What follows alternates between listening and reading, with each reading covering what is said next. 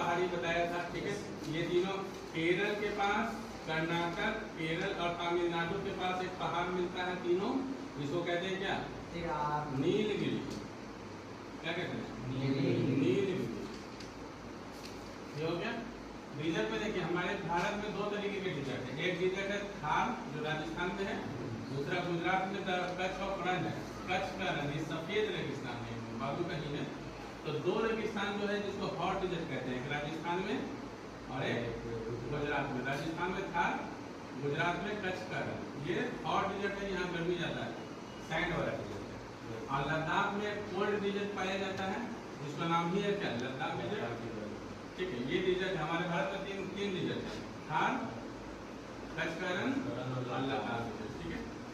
अब हमारे भारत में नदियाँ देखिए, एक नदी जो तिब्बत के पास मानसरोवर झील है, वहां से एक नदी निकलती है जिसका नाम है क्या?